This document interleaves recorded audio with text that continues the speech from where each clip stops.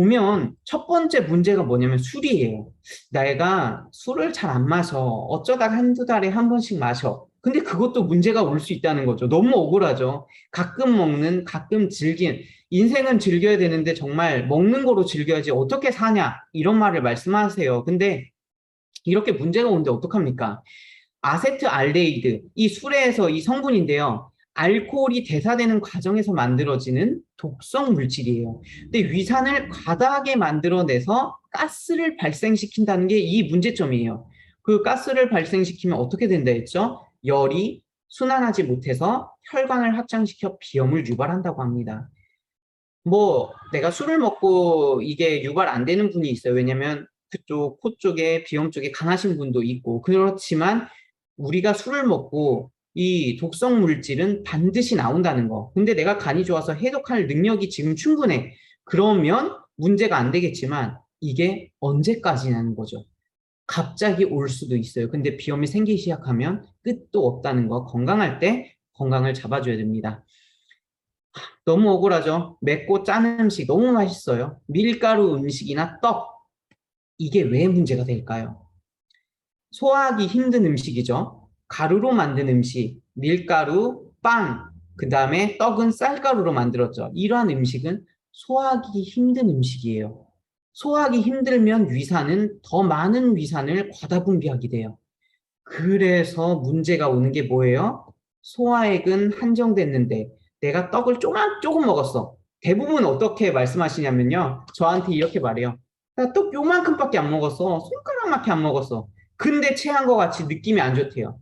내가 떡을 요만큼 먹어도 내 몸이 그 위산에 그걸 시키기 위해서 위산을 과다 분비했다 그러면 소화액은 점점 줄어들었는데 이 위산이 과다하다 보니까 가스가 차는 거예요. 그러니까 답답함이 오는 거예요.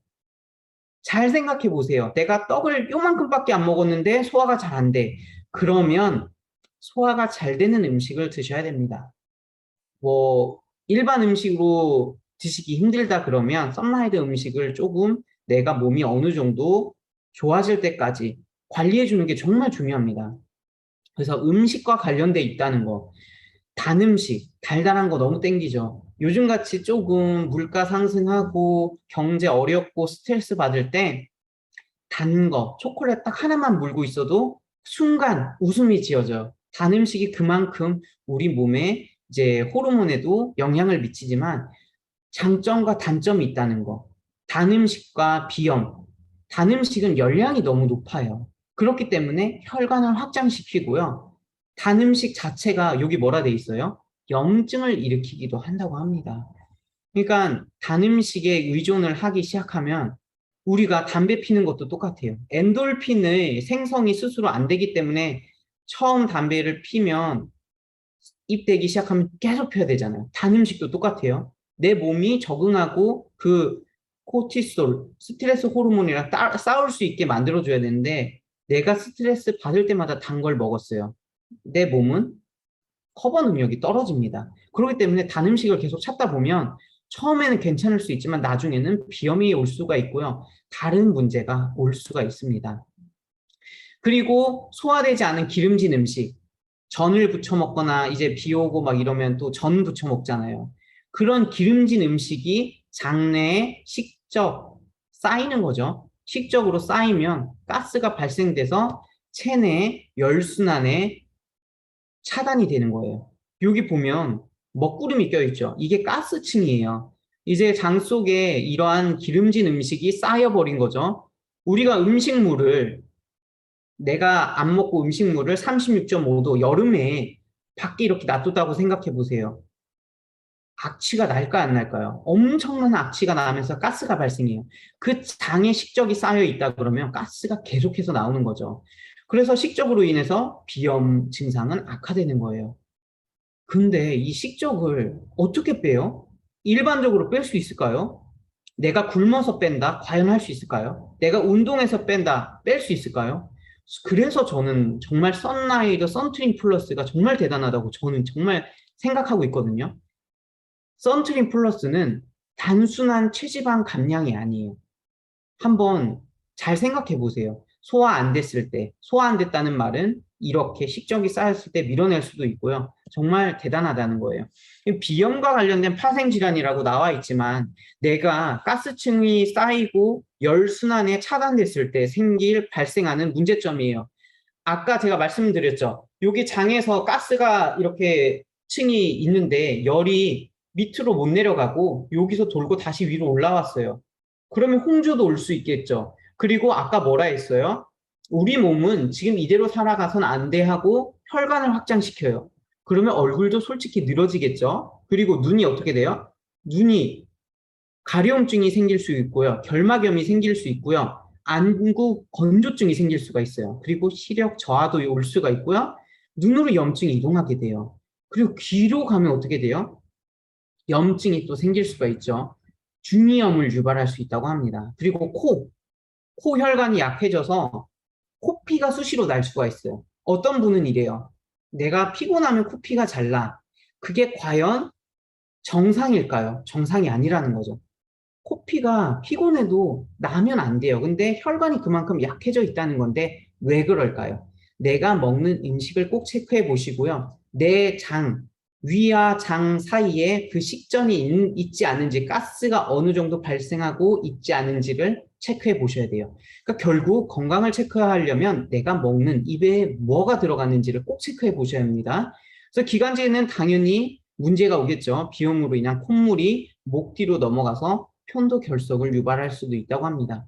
그러니까 우리가 얼굴 쪽에 문제가 오는 거죠. 열이 빠져나가야지 되는데 혈관을 확장시켜 버리는 거예요. 혈관 확장시켜서 열을 빼내니까 모공이 커질 수가 있고요. 엄청난 변화가 있을 수가 있습니다. 그리고 문제가 뭐예요? 뇌에 산소 공급이 저하되면서 뇌기능 약화도 올 수가 있다고 합니다. 그래서 이러한 연구 결과도 있는데 정말 이 비염 있는 군이 아무래도 없는 군보다 인지장애 비율이 높았다고 합니다. 대부분 코가 막히면 뭐로 숨을 쉬죠? 구강호흡, 입으로 숨 쉬죠. 근데 어느 정도 코막힘, 내가 눈치 못할 정도로 코막힘이 조금 발생해도 구강호흡이 나도 모르게 비율이 발생하는 게 조금 높아진다고 합니다. 구강호흡으로 인한 얼굴형 변화인데요. 턱이 아래와 후방으로 처지면서 주걱턱으로 변한대요. 많이 그러잖아요. 나 이상하게 점점 주걱턱이 돼가고 있어. 그러면 뭐가 문제예요? 아, 내가 지금 열이 순환이 안 돼서 얼굴에 변형이 오는구나. 어떻게 변한대요? 주걱턱이 돼요, 이렇게. 턱이 이렇게 앞으로 빠져나가는 거죠. 어떤 분은 뭐 선천적으로 그렇다. 네, 그럴 수도 있어요. 하지만 내가 나이 들면서 주걱턱이 돼간다는 거는 잘못된 거죠. 네, 주걱턱이 이렇게 되는 거예요. 근데 이거를 마사지로만 누르려고 해요. 문제는 뭐예요? 음식이라는 거예요. 지금 듣고 계시는 분들이, 주변 분들이 만약에 주걱턱이다. 그러면 마사지만 받으려고 하는 게 아니라 마사지를 받으면서 음식 관리를 꼭 하셔야 된다는 거예요. 그리고 두 번째, 구강호흡으로 인한 얼굴형 변화가 뭐가 있죠? 치아, 돌출된 입. 입이 계속해서 유재석도 돌출이 계속되잖아요. 그 돌출된 입도 구강호흡으로 인한 얼굴형 변화라는 거죠. 그리고 안면 비대칭도 유발한다고 합니다. 네, 치아가 자꾸 내가 나이 들면 들수록 앞으로 돌출되는 거, 그게 구강호흡이 잦아지면서 오는 얼굴의 변화예요. 하루 이틀에 그렇게 되겠어요? 아니에요. 계속 하면서 이 얼굴이 변하는 거죠. 그리고 이렇게 얼굴 비대칭, 입이 이상하게 이쪽이 더 붓거나 그럴 수가 있다는 거죠. 저도 오른쪽이 조금 더 비대칭이 있거든요. 사람은 다 비대칭이 있어요. 근데 그게 뭐예요? 먹는 거로. 저는 치킨을 정말 많이 먹었어요. 그러니까 먹는 거로써 우리 얼굴 모습에 다 나타나는 거예요. 아기 때는 다 이쁘잖아요. 근데 그걸 지키지 못하는 건 왜요? 내가 먹고 싶은 걸 먹었기 때문이에요. 우리가 하루에 평균 호흡하는 게 저도 깜짝 놀랐어요. 23,400회를 호흡한대요. 평균적으로.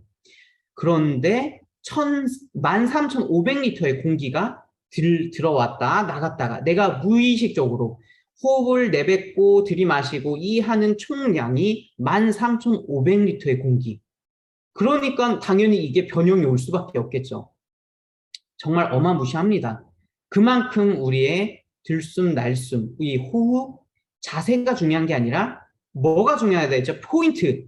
음식이에요, 음식. 뭘 먹었냐에 따라서 우리 열이 밑으로 내려간다 그러면 통로가 넓혀져서 자연스럽게 우리 고속도로가 뚫려 있으면 서울에서 부산까지 가는데 쉽게 가죠. 근데 명절 때 어때요? 이제 추석이 다가오는데 정말 오래 걸리면서 스트레스도 받고 짜증도 나고 해요. 우리 몸도 과연 이 막힘 증상이 있을 때 스트레스 받을까요? 안 받을까요? 받겠죠. 정말 중요합니다. 그래서 음식 관리가 중요합니다. 여기 보면 뭘 소개했냐면 생강을 소개했어요. 동의보감 속에 생강은 기를 내리고 습기를 없애며 기침을 먹게 한다고 되어 있어요. 혈액순환을 촉진해서 비염을 완화시킬 수가 있습니다. 썬라이드 음식 중 생강이 들어가 있는 거 뭐죠? 콩고죠. 가을철 하면 요즘은 이제 많은 사람들이 이제 콩고를 찾아요. 콩고는 기력 회복, 면역력에도 도움이 되지만 이렇게 환절기 호흡계통, 폐, 대장의 건강에 도움이 됩니다. 그래서 뭐 박하, 생강, 감초, 토란, 알팔파, 당귀 이렇게 들어가 있어요. 그래서 박하는 폐와 기관지, 호흡기에 도움이 되고요. 생강은 아까 말씀드린 것처럼 호흡기 질환 예방에 도움이 되고요. 그리고 이 감초는 LDL 콜레스테롤을 낮춰주기 때문에 이 사포닌 성분 때문이거든요. 그래서 LDL 콜레스테롤을 낮춰주는 이 역할을 하고요. 그 다음에 토란, 토란. 가을철 음식 탑10 하면 토란이 들어가거든요. 토란은 위장 기능을 활성화시켜서 소화 촉진을 시킨대요. 그래서 아까 위에서 위산이 과다 분비되면 문제가 생기잖아요. 근데 위장 기능을 활성화시켜서 토란이 도움이 되니까 아무래도 이 장과 약 알칼리성이랑 이 산성이랑 이게 도움이 많이 되겠죠. 그리고 당귀가 들어있어서 기력 회복에 도움이 된다고 합니다. 그리고 혈액 생성을 촉진시킨대요. 그래서 아무래도 많이 순환하는 데 도움이 되겠죠. 그 다음에 제가 두 번째 소개해 드릴 게 유산균이에요. 아까 위에서 균이 무시 못하거든요. 만약에 위산이 과다 분비되면서도 유산균이 들어가면 어떻게 되겠어요? 균이 환경을 잡아주겠죠. 음식물을 같이 분해시켜 주겠죠. 그러면 위산 과다 분비가 아니라 위산이 일정량이 분산이 될 거예요. 그래서 내가 만약에 너무 많이 먹었다. 그러면 당장 메타쉐이퍼도 먹지만 유산균을 빠르게 먹어주세요. 그래서 우리 균이 들어가서 같이 일할 수 있도록 만들어 주시고요. 그리고 유산균에는 이제 아무래도 바이타 도플루스에는 사과가 들어있으니까 좋은 산도 발생시킨다고 합니다. 그래서 유산균을 같이 드셔주시고요. 항생제 투여를 하면은 몸에 좋은 균까지 사멸해요. 위가 점점 위 환경이 안 좋아지니까 뭘 먹어도 잘 소화 안 되고 그런다고 하잖아요. 그리고 변비, 설사, 대장에도 계속해서 약을 먹다 그러면 이 이상이 생기고요. 근데 이 락토바시러스 아시도플루스균은 장내 균형을 회복시켜주기 때문에 유산균을 꾸준히 드셔주셔야 됩니다. 그리고 이 선라이더 유산균 락토바시러스 아시도플루스균은 위산이 이렇게 너무 많이 분비됐을 때 균이 죽을 수 있잖아요. 근데 유산균은 이 락토바실러스 균은 이 위산에서 수영을 할 정도로 헤엄을 칠 정도로 극한 지역에서 살아나는데 즐긴다고 합니다. 그래서 위에서 살아날 수 있고 도움을 줄 수 있다고 하니까 유산균을 꾸준히 한번 드셔보세요. 그래서 소장에 잘 정착이 된다 그러면 면역세포 생성에 도움이 돼서 지금같이 환절기 면역이 다운됐을 때 큰 도움이 되겠죠.